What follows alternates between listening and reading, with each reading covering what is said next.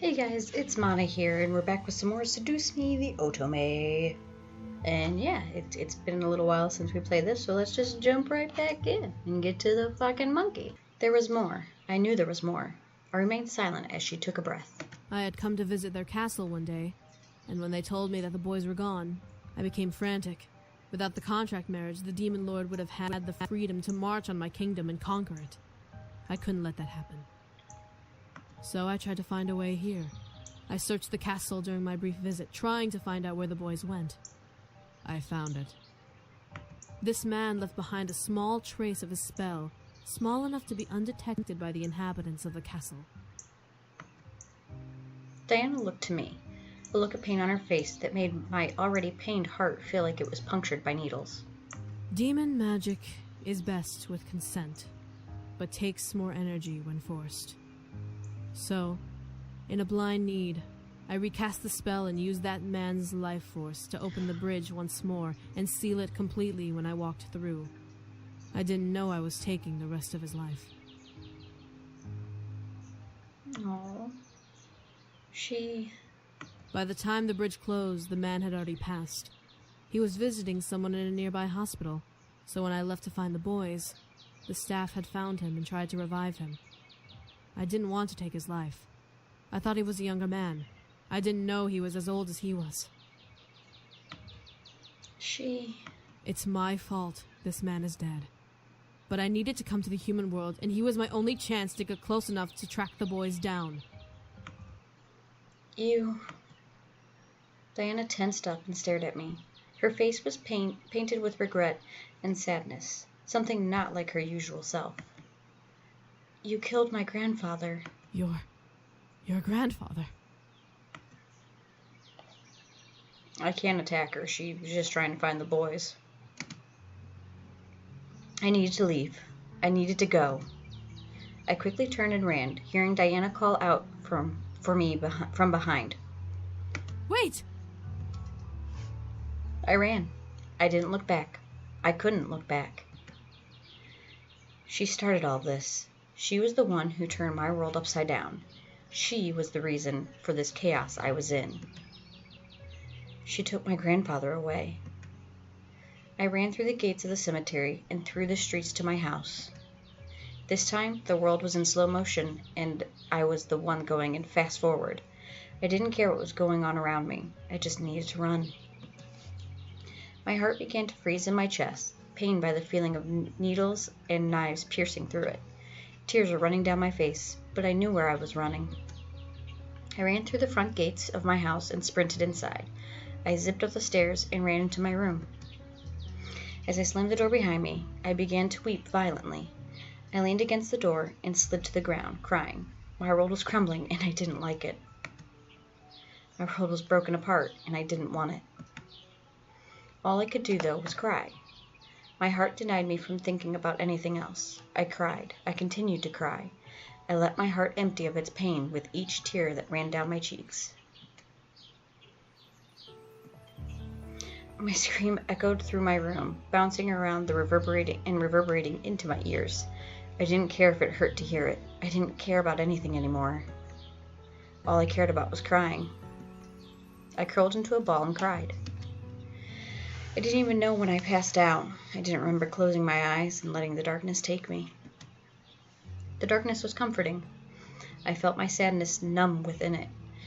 There was no reality in the darkness to haunt me or hurt me. I wanted to stay within it forever. However, my body forced me to open my eyes. I saw the room focus around me and realized I was staring at the ceiling. I was in bed under my covers. I sat up and looked around, stopping to see Diana leaning against the balcony window, looking away from me. Why was she here? Did she carry me to bed? I felt my anger wanting to speak out against Diana, but I noticed the puffiness around her visible eye. Had she been crying? Seeing her bloodshot, puffy eye made me fully aware of my own eyes and how dried they had become after crying. I rubbed my eyes and let out a shaky sigh. I'm sorry. I stared at Diana. My heart didn't want to hear it, but I let her speak. I didn't want to come here in the first place. I only thought of bringing the boys back to protect my kingdom, so everything else became secondary. I didn't mean to take his life. But you did. I did. I can't ask for forgiveness, but I still am sorry. If I could turn back time, I would find another way.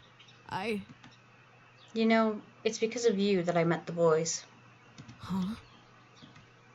I looked to my blanket-covered lap. I remembered the funeral, the moving, the meeting of the boys. Everything came at me at once, and now I had the one puzzle piece that fit it all together. If my grandfather hadn't died, he'd still be living here, and he'd be the one taking care of the boys instead of me. But he died and gave me his estate, so I came and I met them for the first time. I looked to Diana, seeing her sad face. I could tell she really regretted her choice and she was upset. I couldn't sense any deception in her. I guess I have to thank you for introducing me to them and to magic, since my grandfather couldn't do it himself anyway. Diana looked down, pressing her lips together and closing her eyes. I need to take your memories now. A deal's a deal. I fulfilled my part and told you everything. I had nothing left to tell you, and you can't keep those memories. I didn't speak. I watched as Diana argued into the air about taking my memories. It felt like she was now doubting the deal, not wanting to take away the truth from me. Did I want her to? This was my chance to return to ignorance. I'd never remember that she took my grandfather's life. I'd never remember everything she showed me and taught me. I'd return to normalcy. Do I want to? No. Diana stared at me, a look of almost despair on her face. I, however, kept my eyes to her. You took away my grandfather. What gives you the right to take away my memories? But I'm not done speaking. Diana shut her mouth, listening obediently. I needed to speak my mind. She had no right to take anything away.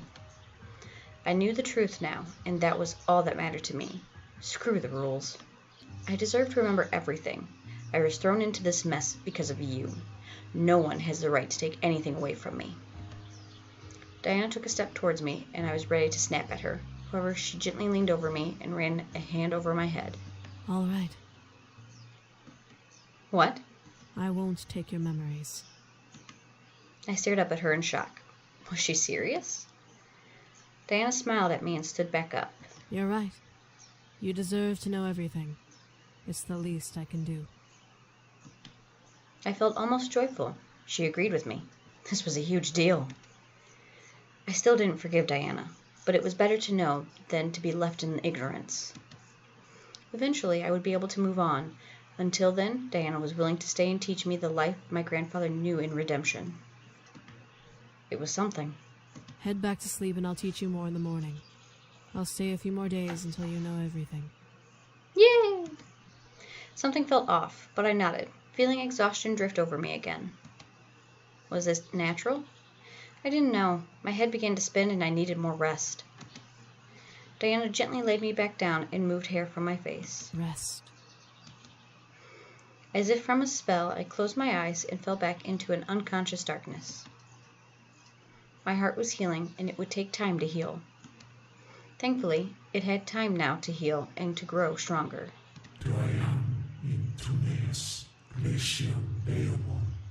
Well, shit. I know. I heard voices and tried to open my eyes, but I couldn't.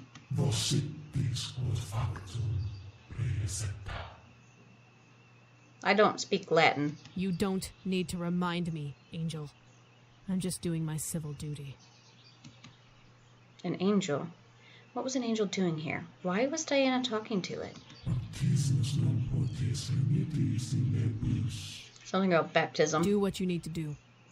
I've already destroyed one life, and now I have to destroy another. All from my kingdom. Angel, do it now before I change my mind. I'm sorry. And there go my memories. Within a mere breath, my body suddenly became light as a feather, and I became dumb. I felt my body float downwards into an empty black abyss, as if I was drowning in water. Oh, there go all of my memories. I never saw it coming. My mind became completely blank.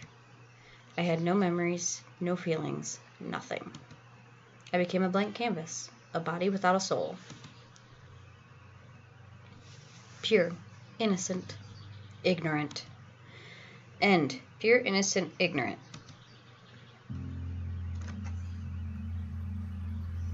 Well, I guess that's the end of the game for me. Well, I don't like that ending. So when we pick this back up, I'm gonna reload, and I'm gonna just willingly give her my memories and see where that takes me, because I don't like this ending. I don't like it. I'm not okay with it. Nope. Why do I always get the forever alone endings? Okay, well, I guess I'm logging off now. I'll see you guys later, and remember to do something nice for a stranger today. Bye!